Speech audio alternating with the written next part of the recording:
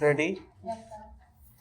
भारत सबसे बड़ी आबादी वाला देश है, लेकिन इसका यह मतलब नहीं होना चाहिए कि यहाँ के लोग भीड़ वाले स्थानों में बदइंतजामी के कारण रह रह कर मरते रहें। दुर्भाग्य से ऐसा ही हो रहा है।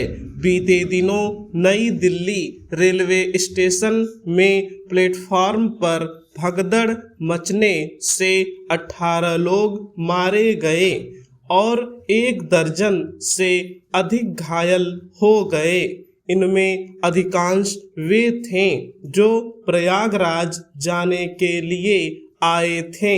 इसके पहले महाकुंभ में भी मौनी अमावस्या के मौके पर भगदड़ मचने से 30 लोग मारे गए थे। भगदड़ वहीं मचती है जहां भीड़ के साथ अव्यवस्था भी होती है और भीड़ नियंत्रण के उपाय नाकाफी या नदारद होते हैं। नई दिल्ली रेलवे स्टेशन पर भारी भीड़ थी, लेकिन भीड़ नियंत्रण के उपाय नदारद थे।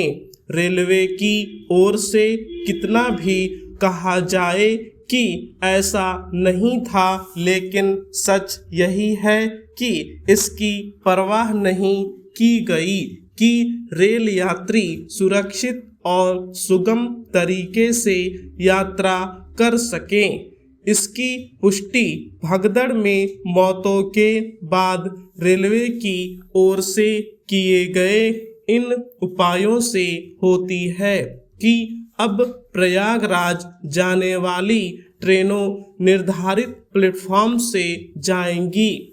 यात्रियों के लिए होल्डिंग एरिया बनाए जाएंगे और इतनी से इतनी अवधि के बीच प्लेटफॉर्म टिकट नहीं दिए जाएंगे। इससे क्या साबित होता है? केवल यही कि हादसे के बाद होश आया। यदि ये सारे उपाय पहले कर लिए जाते तो 18 जिंदगियों को असमय काल के गाल में जाने से बचाया जा सकता था। देश की राजधानी में प्रमुखतम रेलवे स्टेशन पर भीड़ नियंत्रण के उपायों की अनदेखी और उसके चलते 18 यात्रियों की मौत से भी खराब बात यह रही कि हादसे के बाद अधिकारी भगदड़ मचने और उसमें यात्रियों के मारे जाने, घायल होने की बात छिपाने के जतन करते रहे। अभी तक उनके खिलाफ किसी तरह की कार्रवाई की सूचना नहीं है। इसी कारण इस पर यकीन करना कठिन है कि जांच सही तरह होगी और लापरवाह अधिकारी दंड के पात्र बनेंगे। महाकुंभ में भगदड़ से 30 श्रद्धालुओं की मौत की भी जांच हो रही है।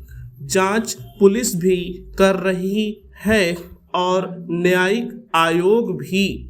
पता नहीं कि इन दोनों जांच से क्या सामने आएगा, लेकिन इसकी अनदेखी नहीं की जा सकती कि महाकुंभ में भगदड़ के करीब 15 घंटे बाद यह बताया गया कि 30 श्रद्धालुओं की मौत हुई है।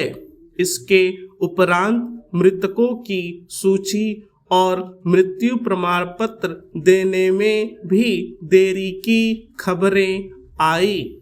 इसके चलते विपक्षी नेताओं को यह आरोप लगाने का अवसर मिला कि महाकुंभ में भगदड़ से हुई मौतों का सही आंकड़ा छिपाया जा रहा है।